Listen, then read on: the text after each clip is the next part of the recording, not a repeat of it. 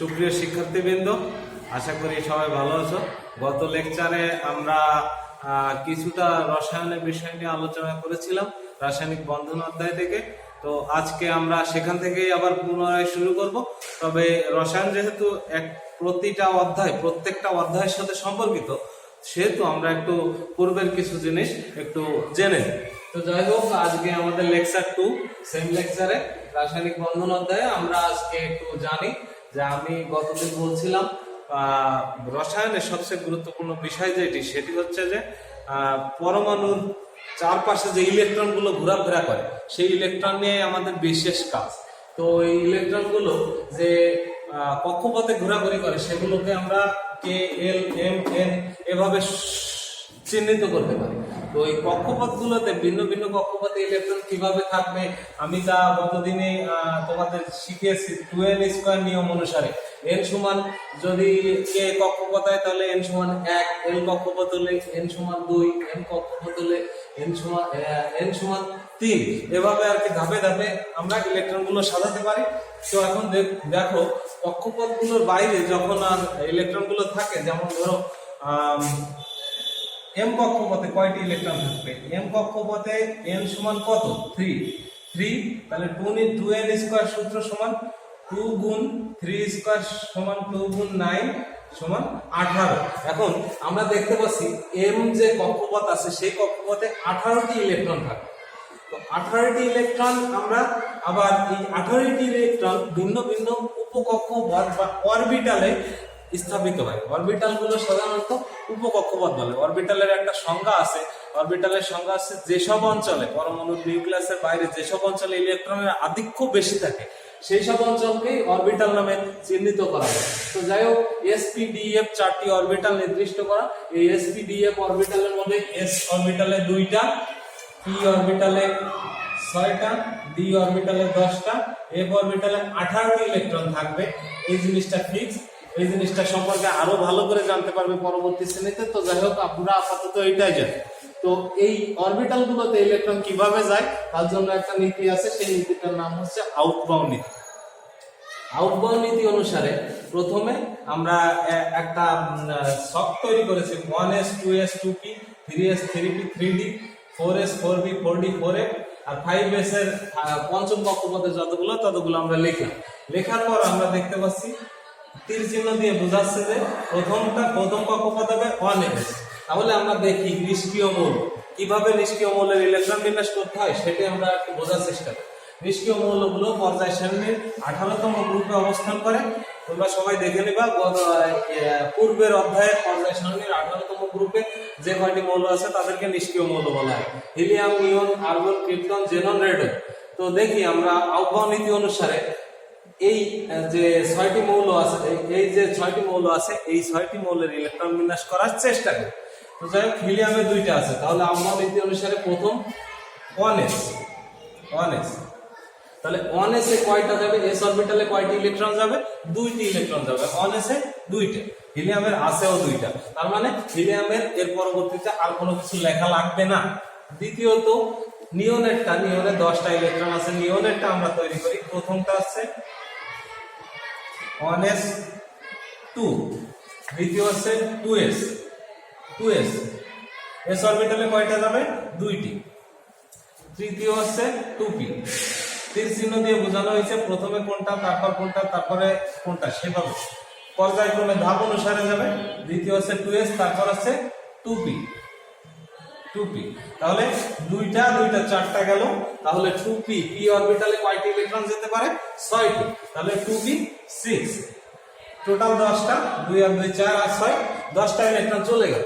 আর্গনের ক্ষেত্রে আমরা দেখি এইভাবে সারি দিয়ে লিখি 1s, 2s, 2p, তারপর 3s, তারপর 3p, তারপর 3d ইত্যাদি 3d, 4s, 4p, 4d, 4f এভাবে যাবে। তো যাই হোক, আর্গনের ক্ষেত্রে s অরবিটালে 2টা, 2s অরবিটালে 2টা, 2p অরবিটালে 6টা, 6 আর 4 10টা, 3s অরবিটালে 2টা, 3p অরবিটালে 6টা। তাহলে দেখো আমরা হিসাব করি 2 আর 2 4 আর 6 10, আর 12 আর 6 18টা। আমাদের 18টা ইলেকট্রন পূর্ণ হয়েছে। এজন্য আমাদের 3d অরবিটালটা কোনো কাজেই আসবে না। ক্রিপ্টনেরটা যদি আমরা দেখি 1s 2s 2p 3s 3p 3d 4s 4p 4d আমরা লিখলাম 1s 2s 2p 3s 3p 3d তারপর 3d এর পরে 4p 3d এর পরে 4p আগে 4s এ 3p এর পরে 4s অর্থাৎ 3p এর পরে 4s তারপর 3d তারপর 4p তারপর 5s আগে 4d আগে না যাই 4d আমরা লেখার সুবিধার ক্ষেত্রে 4d টা আগে লিখলাম। তো যাই এখন আমরা দেখি কিভাবে ইলেকট্রনগুলো যায়। 36টা ইলেকট্রন আছে s অরবিটালে 2টা p অরবিটালে 6টা s অরবিটালে 2টা p অরবিটালে 6টা আর d অরবিটালে 10টা s অরবিটালে 2টা। একটু হিসাব করে নি কয়টা গেল 2 আর 2 4 আর 6 10 আর 2 12 আর 6 18 আর 10 28টা চলে গেছে, তাহলে আর 8টা আছে। তাহলে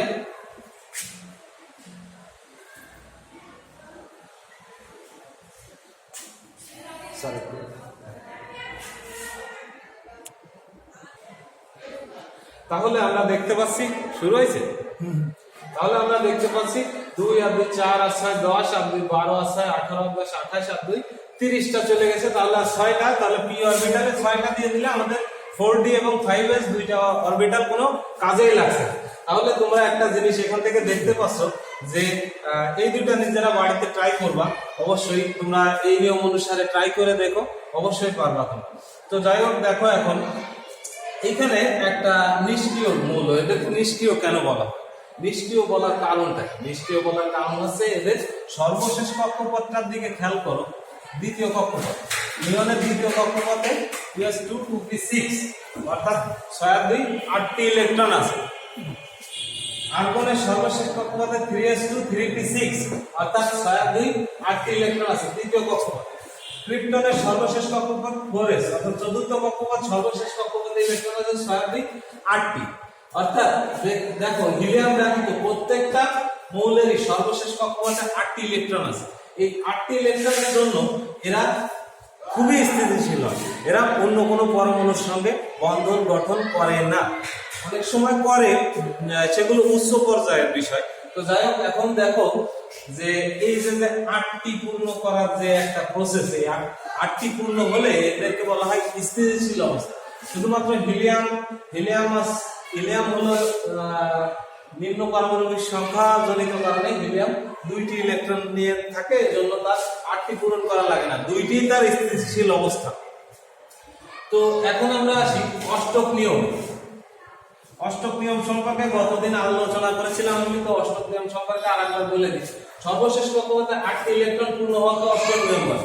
যদি কোনো পরমাণু রাসায়নিক বন্ধনে অংশগ্রহণ করে তাহলে সর্বশেষ কক্ষপথে 8টি ইলেকট্রন পূর্ণ হবে, এই নিয়মকেই অষ্টক নিয়ম বলে। অষ্টক নিয়মের কিছুটা সীমাবদ্ধতা থাকার কারণে আমাদের আরেকটা নিয়ম আছে, সেটাকে বলা হয় দুইয়ের নিয়ম। দুইয়ের নিয়ম হলো সর্বশেষ কক্ষপথে ইলেকট্রনগুলো জোড়ায় জোড়ায় অবস্থান করে বন্ধনে আবদ্ধ হয়, এই নিয়মকে দুইয়ের নিয়ম বলে। অর্থাৎ সর্বশেষ কক্ষপথে জোড়ায় জোড়ায় অবস্থান করে বন্ধনে আবদ্ধ হয়, অর্থাৎ যখন কোনো পরমাণু অন্য কোনো পরমাণুর সঙ্গে বন্ধনে আবদ্ধ হয় তখন তার সেই পরমাণু দুইটা সর্বশেষ কক্ষপথে ইলেকট্রনগুলো জোড়ায় জোড়ায় অবস্থান করে।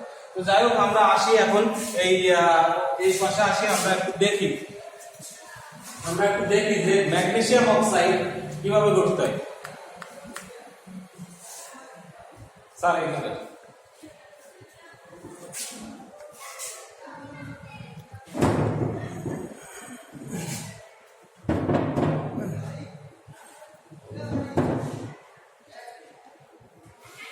ম্যাগনেসিয়াম অক্সাইড গঠন প্রক্রিয়া।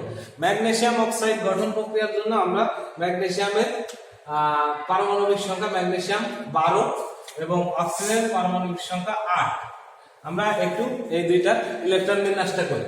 ম্যাগনেসিয়ামের ক্ষেত্রে আমরা প্রথমে আউটবাউন্ড নীতি অনুসারে আমরা কক্ষপথগুলো লিখি 1s 2s 2p 3s 3p। s অরবিটালে 2টা p অরবিটালে 6টা 6 আর 2 8 আর 2 10, তাহলে আর কয়টি ইলেকট্রন থাকছে? 2টি। s অরবিটালে সেই 2টা দিয়ে দিলাম। পি অরবিটালটা তাহলে টোটালি বাদ গেল, আর লাগলো না আমাদের। তো অক্সিজেনেরটা আমরা করি 1s 2s 2p এই পর্যন্ত থাক। 1s এর দুইটা, 2s এর দুইটা, 2 আর 2 চারটা, আর পি অরবিটালে তাহলে কয়টা থাকবে? চারটা। তো আমরা যদি এই ম্যাগনেসিয়াম এবং অক্সিজেনের ডায়াগ্রাম অঙ্কন করি তাহলে কেমন হবে? ম্যাগনেসিয়ামের কয়টি আছে? 12টা। প্রথম কক্ষপথে 2n² নিয়ম অনুসারে 2টা, দ্বিতীয় কক্ষপথে 2n² নিয়ম অনুসারে, কিংবা এখান থেকে আমরা দেখতে পারি দ্বিতীয় কক্ষপথে কয়টি আছে? 6 আর 2 8টা। 1 2 3 4 5 6 7 8। আর তৃতীয় কক্ষপথে সর্বশেষ কক্ষপথে কয়টি ইলেকট্রন আছে? যেহেতু 2 আর 8 10টা হয়ে গেছে, আমাদের লাগবে 12টা, সেহেতু সর্বশেষ কক্ষপথে ইলেকট্রনের সংখ্যা 2টা। তো এখন আমরা ম্যাগনেসিয়ামের ডায়াগ্রামটা অঙ্কন করলাম, এবার অক্সিজেনের ডায়াগ্রামটা অঙ্কন করব। অক্সিজেনের আছে প্রথম কক্ষপথে 2টা, দ্বিতীয় কক্ষপথে তাহলে কয়টা লাগবে? যেহেতু অক্সিজেনের ইলেকট্রন সংখ্যা 8, সেহেতু প্রথম কক্ষপথে 2টা থাকলে দ্বিতীয় কক্ষপথে আর থাকবে 6টা।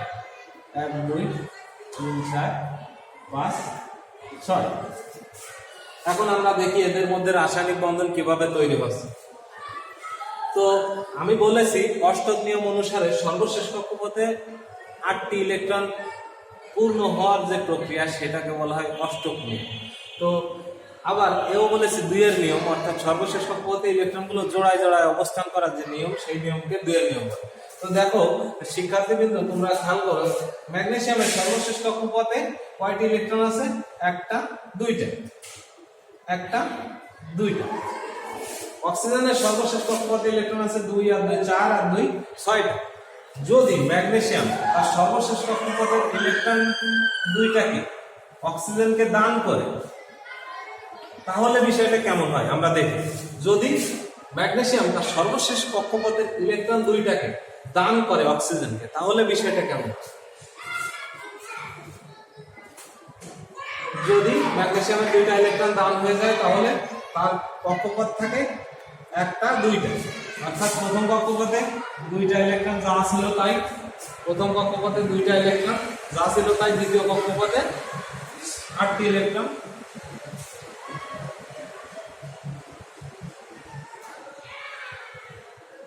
দ্বিতীয় কক্ষপথের 8টি ইলেকট্রন, আর তৃতীয় কক্ষপথের যে 2টা ইলেকট্রন সে 2টা সে অক্সিজেনকে দান করেছে, অর্থাৎ তার তৃতীয় কক্ষপথটা বিলুপ্ত হয়েছে। তা এখন নতুন অবস্থায় তার সর্বশেষ কক্ষপথ হয়েছে কোনটা? দ্বিতীয়টা। দ্বিতীয়টায় কয়টা ইলেকট্রন হচ্ছে তাহলে? 2 আর 2 4 আর 2 6 আর 2 8টি। যে অক্সিজেন যে 2টা ইলেকট্রন গ্রহণ করলো, ইলেকট্রন গ্রহণ করার পর অক্সিজেনের চিত্রটা কেমন হবে? প্রথম কক্ষপথে অক্সিজেনের 2টা ছিল, দ্বিতীয় কক্ষপথে ছিল 6টা, 2 আর 2 4 5 আর 6। তাহলে সে যেহেতু ম্যাগনেসিয়াম থেকে ইলেকট্রন গ্রহণ করেছে সেহেতু অক্সিজেনের সর্বশেষ কক্ষপথে আরো 2টা ইলেকট্রন যোগ হবে, একটা এখান থেকে এখানে আর একটা এখান থেকে এইখানে।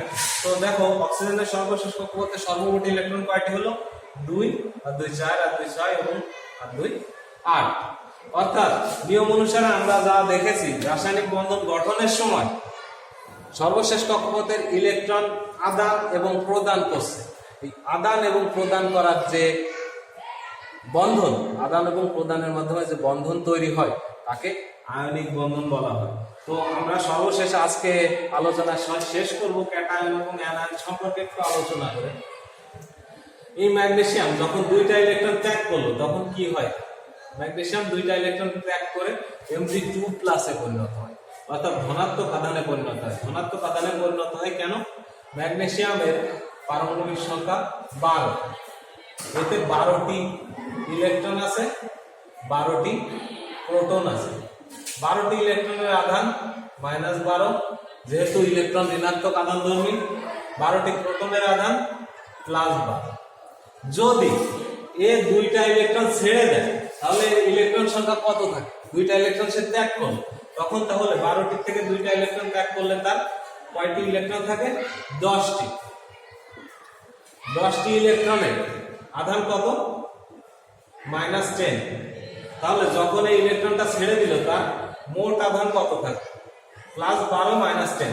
যদি আমরা যোগ করি তাহলে আধান থাকে প্লাস 2। দেখো Mg উপরে 2 প্লাস অর্থাৎ ধনাত্মক আয়নে পরিণত হলো ম্যাগনেসিয়াম। আর অক্সিজেনের কয়টি ইলেকট্রন কয়টি প্রোটন? 8টি। তার 8টি ইলেকট্রনের আধান আছে -8, 8টি প্রোটনের আধান আছে +8। কিন্তু যখন সে ম্যাগনেসিয়ামের থেকে 2টা ইলেকট্রন গ্রহণ করলো তার ইলেকট্রনের সংখ্যা কত হলো?